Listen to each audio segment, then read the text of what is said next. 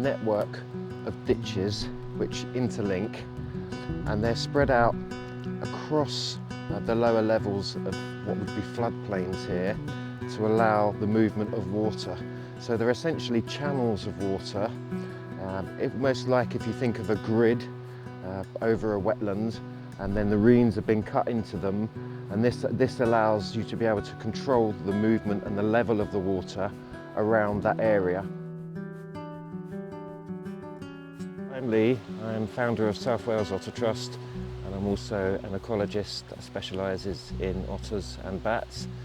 Part of my work is obviously doing lots of riparian mammal surveys like badgers, otters, lots of bat surveys, keeps me up at night, but I'm also doing as much habitat works as I can to try and improve the environments that wildlife is using. So this involves a whole different mosaic of habitats to look at, from wetlands and reens like we have here, through to woodlands, rivers, streams, tidal areas, estuaries. So there's quite a lot that can be actually done with that. So today we're at a network of reens on quite a large area. I think it's about 1,200 hectares. There's a network of reens crisscrossing from it. Now the reens are here primarily to help with the farmers and with drainage of the land and the fields, so that the land can be used.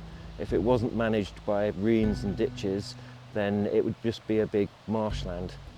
Now this has several benefits for otters, because one, it's an alternative food source for otters, because you'll find lots of things like eels, fish, birds, chicks, eggs,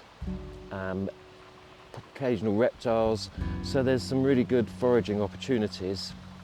Also, it's a good network connection for being able to allow connectivity of otters moving around different areas of their territories. They might simply come here for some foraging, or they might be actually looking for a new territory and using this network of reens to be able to travel along, to be able to find new areas that they might be able to make their territory. The other thing that's quite key for otters is how the reens are managed. So reens have to be dredged to allow them to be able to keep that flow going through. Once you don't dredge them, they become choked with silt, with reeds, and there's no movement there, and then the water becomes stagnant.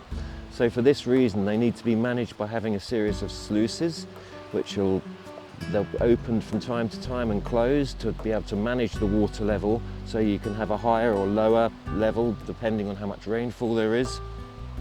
But also with regards to the dredging, as to be able to clear the reens out. And this is quite important for some wildlife, because some reens that are absolutely choked by reeds and reed beds doesn't really give any other aquatic flora a chance to be able to prosper. So sometimes what I'd call a hard dredge can actually be quite good, because it leaves a clean slate then. As long as we've got a supply of fresh water coming into it, that gives opportunity for many different species of aquatic plants, which attract the insects, which is also good for the bats. So you're beginning to build that up. Another thing that's quite important about managing your reens and ditches is not having excessive amount of hedgerows.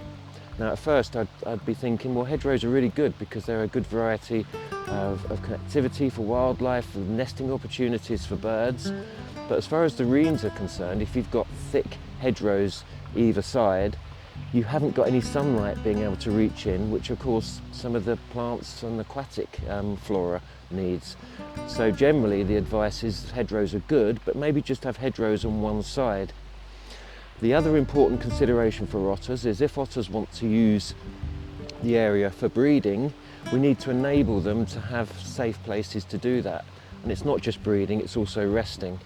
Now this is done with some strategic planting of trees, alder, elder, willow, to be able to, if you like, have habitat islands, as if you imagine the otters moving around the reens, and there's areas that they can pull up, they can have a rest if they need to. So here we have a slightly different, wider, more open reen. This is more of a main channel running through the network of Reens, with the smaller ones actually connected to it. So by managing those different sluices, you can manage this water level here going into the smaller Reens. Now if you have a look down this Reen, you can see we haven't got those thick hedgerows on either side blocking out sunlight. There's lots more light getting in, and this has increased the biodiversity along the bank. You can also see on that side that some of the trees have been able to take, and these are particularly good for the otters when they're commuting or they want to find somewhere to rest, as talking about resting points and also potential halt areas.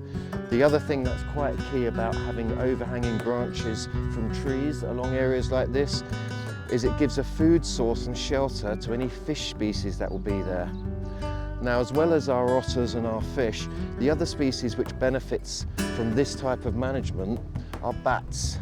Bats like to be able to use these for connectivity, for commuting, because they like to follow certain features as flight lines, but also the abundance of invertebrates for them to feed on is superior here to a lot of other places because of the plants, the flowers, the water, the aquatic insects.